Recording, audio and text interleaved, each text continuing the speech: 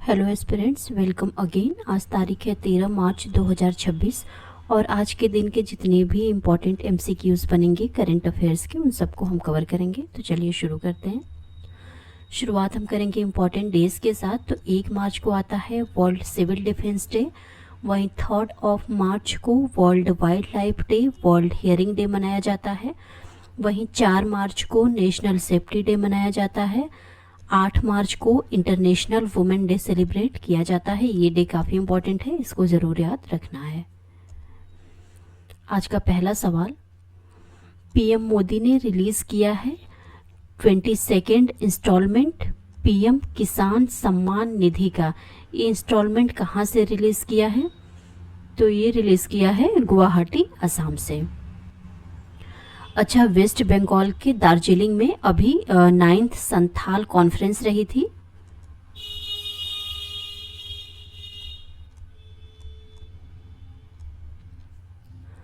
New Delhi में AI impact summit रहा था।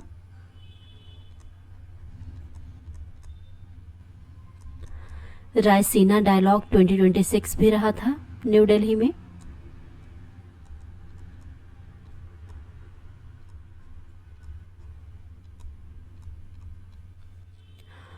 मुंबई को पहला म्यूजिकल रोड मिला है जिसमें कि अवार्ड विनिंग सॉन्ग जो है जय हो, AR रहमान के द्वारा ये गाया गया है। स्लम डॉग मिलियनेयर मूवी से है, ये बजाया जाएगा।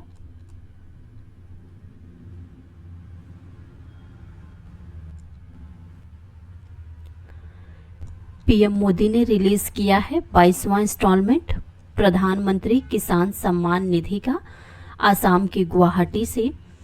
अच्छा, इसमें जो है कुल 18,640 करोड़ रुपए भेजे जाएंगे थ्रू डीबीटी यानी डायरेक्ट बेनिफिट ट्रांसफ़र के माध्यम से सीधे बैंक अकाउंट में, जो कि है लगभग 9 करोड़ 32 लाख किसान, उनके खाते में डीबीटी के माध्यम से ये रकम सीधे भेजी जाएगी। अब ऐसे में who is the union minister and who is the union agriculture and farmer welfare minister? तो ये हैं शिवराज सिंह चौहान। अगला सवाल, वर्ल्ड किडनी डे किस दिन को मनाया जाता है? तो ये मनाया जाता है 12 मार्च को।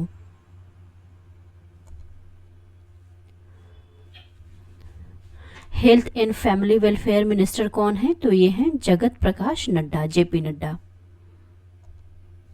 अगला सवाल, भगवान बुद्ध के पवित्र अवशेषों की 1 महीने तक चलने वाली प्रदर्शनी की मेजबानी कौन सा राज्य करेगा, जो कि शुरू हो रहा है 1 मई से? तो इसकी मेजबानी करेगा लद्दाख। लद्दाख में भगवान बुद्ध के पवित्र अवशेषों की 1 माह व्यापी प्रदर्शनी का आयोजन किया जाएगा। अच्छा, इसका थीम इंपॉर्टेंट बनेगा, तो थीम है peace in times of conflict. इसको ज़रूर याद रखना है थीम को। और ये 1 मई से शुरू हो रहा है लेह में। लद्दाख में भगवान बुद्ध के अवशेषों की यह दूसरी ऐतिहासिक प्रदर्शनी होगी। अब ऐसे में ये इंपॉर्टेंट बन जाता है कि पहली कब रही थी? तो पहली रही थी 24 मई 1950 को, और जो कि 79 डेज तक आयोजित की गई थी। अगला सवाल, कौन सा देश सेलिब्रेट कर रहा है इंडिया वीक 2026? तो ये सेलिब्रेट कर रहा है श्रीलंका। अच्छा, बांग्लादेश के पीएम का नाम है तारिक रहमान।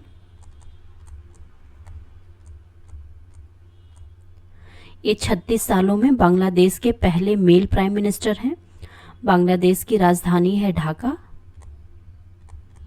और करेंसी चलती है यहाँ पे टका।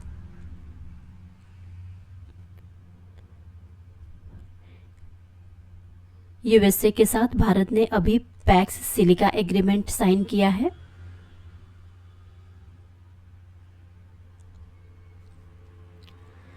इंडिया वीक 2026 कोलंबो में शुरू हुआ है। यह सेलिब्रेट कर रहा है स्ट्रॉन्ग इंडिया श्रीलंका टाई को। ये 1 वीक तक ये सेलिब्रेशन चलेगा। ये कोलंबो में शुरू हुआ है in the form of India week 2026। इस इवेंट को ऑर्गेनाइज करा गया है by Indian alliance, Indian CEO forum in association with high commissioner of India. अब high commissioner of India to Sri Lanka कौन है? तो ये हैं संतोष झा। अगला सवाल, किसने इनॉग्रेट किया है global conference on women in agri food system 2026? तो इसका इनॉग्रेशन किया गया है by honourable president Droupadi Murmu. अच्छा, Piyush Goyal commerce and industry minister हैं।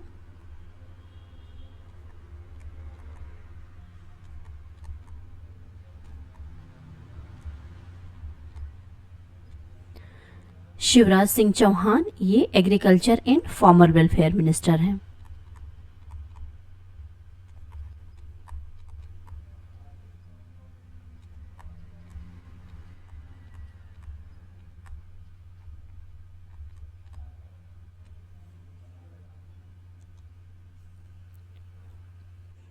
प्रेसिडेंट द्रौपदी मुर्मू ने इनॉग्रेट किया है global conference on women in agri food system 2026।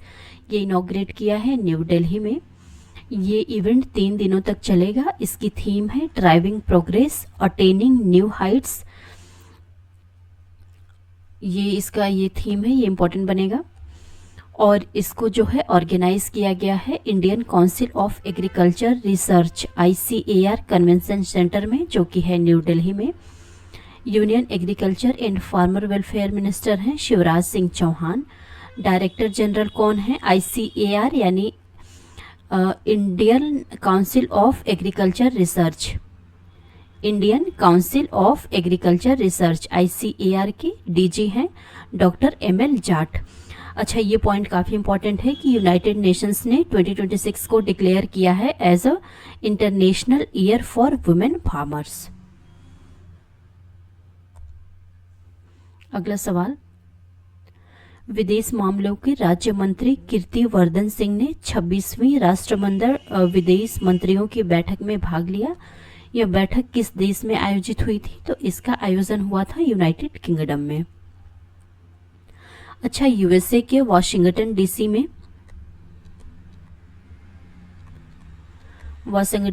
में स्क्वैश ऑन फायर चैंपियनशिप रही थी।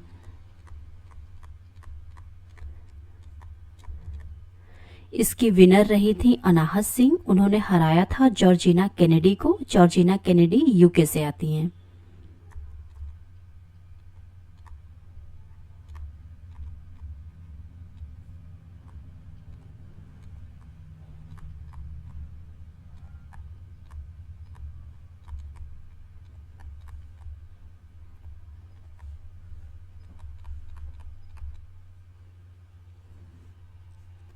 जर्मनी में बायोफेच 2026 रहा था, जिसमें इंडिया को कंट्री ऑफ द ईयर के सम्मान से नवाजा गया था।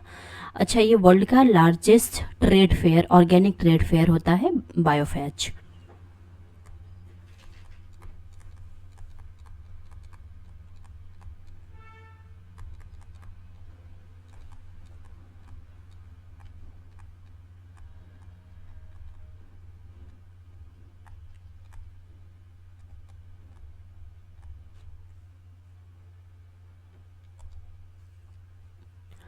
विदेश मामलों के राज्य मंत्री कीर्ति वर्धन सिंह ने UK यानी यूनाइटेड किंगडम में आयोजित 26वीं राष्ट्रमंडल विदेश मामलों के मंत्रियों की बैठक में भाग लिया। अगला सवाल, इंडिया की टोटल इंस्टॉल्ड सोलर कैपेसिटी कितना पहुंच चुकी है? तो ये पहुंच चुकी है 136 गीगावाट पे। इंडिया की इंस्टॉल्ड सोलर कैपेसिटी लगभग 136 गीगावाट तक पहुंच चुकी है। और जो हमारी टोटल रिन्यूएबल एनर्जी कैपेसिटी है, इसका लगभग आधा हमने अचीव कर लिया है। Union minister for new and renewable energy हैं प्रहलाद जोशी। अब ऐसे में ISC यानी इंटरनेशनल सोलर अलायंस का रोल काफ़ी इंपॉर्टेंट हो जाता है। तो इंटरनेशनल सोलर अलायंस ज्वाइंटली रूप से लॉन्च किया गया था इंडिया एंड फ्रांस के द्वारा। कब? ड्यूरिंग COP21 क्लाइमेट कॉन्फ्रेंस, जो कि रही थी पेरिस में 2015 में। और ISC यानी इंटरनेशनल सोलर अलायंस का हेडक्वार्टर गुरुग्राम में है।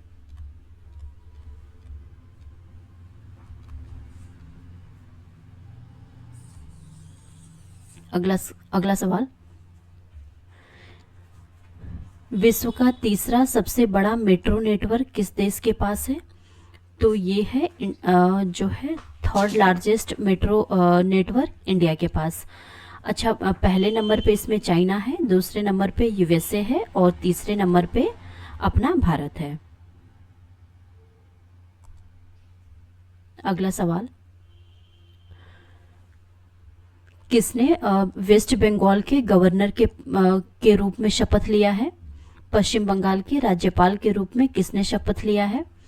तो ये हैं आर.एन. रवि। ये गवर्नर थे तमिलनाडु के, अब ये जो हैं वेस्ट बंगाल के गवर्नर बना दिए गए हैं।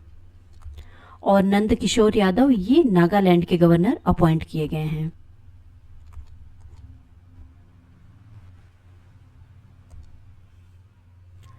Former intelligence bureau officer and former Tamil Nadu governor R N. Ravi, इन्होंने वेस्ट बंगाल के गवर्नर के रूप में शपथ लिया।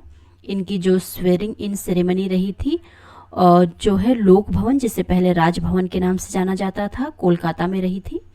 और इनको जो है शपथ दिलाई थी कलकत्ता हाई कोर्ट के चीफ जस्टिस सुजॉय पॉल ने। अगला सवाल, एनवायरमेंट मिनिस्ट्री ने वर्कशॉप रखा है, किस लिए रखा है? ये कर्व करने के लिए एलिफेंट ट्रेन कॉलिजन को, इसके लिए 77 रेलवे स्टेज को भी प्रायोरिटाइज करा गया है। ये इवेंट कहाँ पे रहा था? तो ये रहा था देहरादून में। अच्छा, ये जो चंबा हिमाचल प्रदेश में सांबर डियर को पहली बार इतने हाई एल्टीट्यूड पे स्पॉट किया गया था?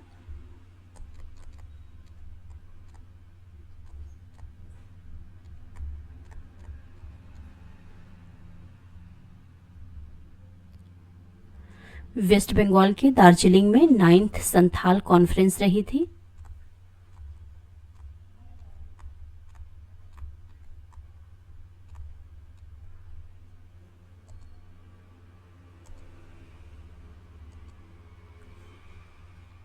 Ministry of environment, forest and climate change ने आइडेंटिफाई किया है 77 रेलवे स्ट्रेचेस को। ये 14 जिलों में है और इसको प्रायोरिटाइज किया गया है as area for mitigation major.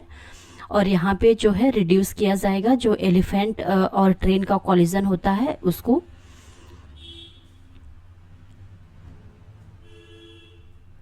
यह निर्णय देहरादून में मंत्रालय के प्रोजेक्ट एलिफेंट डिवीजन द्वारा wild life institute of India WII यानी wild life institute of India के सहयोग से आयोजित रेलवे ट्रैक पर हाथियों की मृत्यु को कम करने के लिए नीति कार्यान्वयन, जिसका विषय पर 2 दिवसीय राष्ट्रीय कार्यशाला के बाद लिया गया है। अगला सवाल, पीएम मोदी ने अनवील किया है डेवलपमेंट प्रोजेक्ट कितने का? तमिलनाडु के तिरुचिरापल्ली में।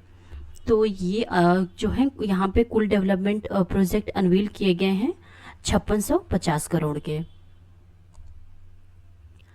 पीएम मोदी ने इनॉग्रेट किया है और डेडिकेट किया है और आधारशिला रखी है मल्टीपल डेवलपमेंट प्रोजेक्ट की, जिनकी की टोटल कॉस्ट है 5650 करोड़ रुपए तमिलनाडु के तिरुचिरापल्ली में।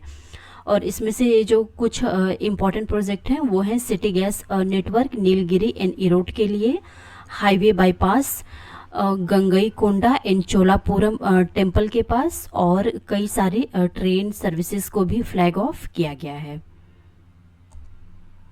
अगला सवाल, सिपरी रिपोर्ट के हिसाब से कौन सी कंट्री है जो कि अभी भी वर्ल्ड का सेकेंड बिगेस्ट आर्म इंपोर्टर बना हुआ है यूक्रेन के बाद? यानी कि यूक्रेन पहले नंबर पे है और दूसरे नंबर पर कौन सा देश है? तो दूसरे नंबर पे अपना भारत है। और ये पहले नंबर पे यूक्रेन है, दूसरे नंबर पे अपना भारत है, तीसरे नंबर पे in terms of arms importer Saudi Arabia है एंड चौथे नंबर पे कतर है। यूरोपियन इंस्टीट्यूट जो कि ट्रैक करता है वर्ल्ड वाइड आर्म्स सेल्स को, इसने ऑब्जर्व किया है कि इंडिया अपने आर्म्स रिलेशन को रशिया से शिफ्ट किया है वेस्टर्न सप्लायर की तरफ, पर इंडिया ने अपना सेकंड पोजीशन वर्ल्ड का जो है सेकंड लार्जेस्ट आर्म्स इंपोर्टर के मामले में अभी भी रिटेन किया है 2021 से लेकर के 25 तक। और जो बिगेस्ट सप्लायर्स हैं वो हैं पहले नंबर पे रशिया है, दूसरे नंबर पे फ्रांस है और तीसरे नंबर पे इजराइल है। ये टॉप 3 सप्लायर हैं। अच्छा, वर्ल्ड के जो टॉप मोस्ट इम्पोर्टर्स हैं आर्म्स के, इसमें पहले नंबर पे यूक्रेन है, दूसरे नंबर पे अपना भारत है, तीसरे नंबर पे सऊदी अरबिया है, चौथे नंबर पे कतर है और पांचवें नंबर पे पाकिस्तान है। अगला सवाल, वह पहली भारतीय कौन बनी है जिन्होंने जीता है यूनाइटेड किंगडम का मेजर कंजर्वेशन प्राइज? तो ये है कृति करंत। अच्छा, ये भूपेंद्र यादव, ये जो है minister of environment, forest and climate change है।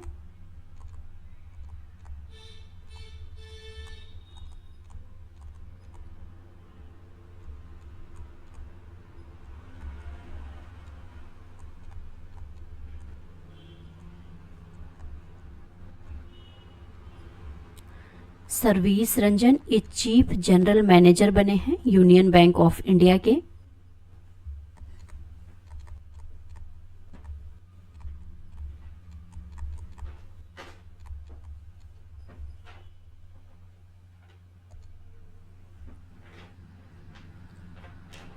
Centre for wild life studies की सीईओ डॉक्टर कृति के करंत लंदन स्थित रॉयल जियोग्राफिकल सोसाइटी से संरक्षण का प्रतिष्ठित पुरस्कार जीतने वाली पहली भारतीय बन गई हैं।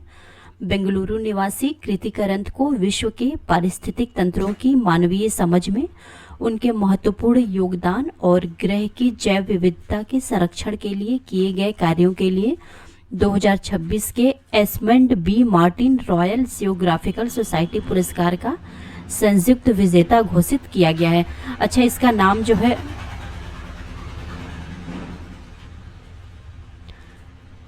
इस प्राइज का नाम इंपॉर्टेंट बनेगा, जो कि है Edmund B Martin royal geographical society पुरस्कार। अब कल का रिवीजन कर लेते हैं। Commerce and industry minister Piyush Goyal ने इनॉग्रेट किया था 40th Aahar international food and hospitality fair को न्यू दिल्ली में। डिफेंस मिनिस्टर राजनाथ सिंह ने रिलीज किया था डिफेंस फोर्स विजन 2047। ये एक रोड मैप है for a future ready Indian military. इसको रिलीज किया था न्यू दिल्ली में। Board of control for cricket BCCI ने अनाउंस किया है कैश रिवॉर्ड 131 करोड़ रुपए का इंडियन स्क्वाड के लिए जिसने जीता है ICC men's T20 world cup title को। यूनियन गवर्नमेंट ने अलोकेट किया है कुल 2500 करोड़ रुपए फिशरीज सेक्टर के लिए अंडर प्रधानमंत्री मत्स्य संपदा योजना बजट 2026-27 में। ये अब तक का हाईएस्ट एलोकेशन है इस स्कीम के तहत। इंडियन रेलवे ने अप्रूव किया है 765 करोड़ रुपए के प्रोजेक्ट के लिए ट्रैक्शन अपग्रेड। इसमें जो है ट्रैक्शन अपग्रेड किया जाएगा और कम्युनिकेशन सिस्टम को भी अपग्रेड किया जाएगा। CISF यानी सेंट्रल इंडस्ट्रियल सिक्योरिटी फोर्स ने अपना रेजिंग डे 10 मार्च को सेलिब्रेट किया था। CISF को स्टेब्लिश किया गया था 1969 में। सावित्रीबाई फुले की डेथ एनिवर्सरी सेलिब्रेट की गई थी 10 मार्च को। Thank you.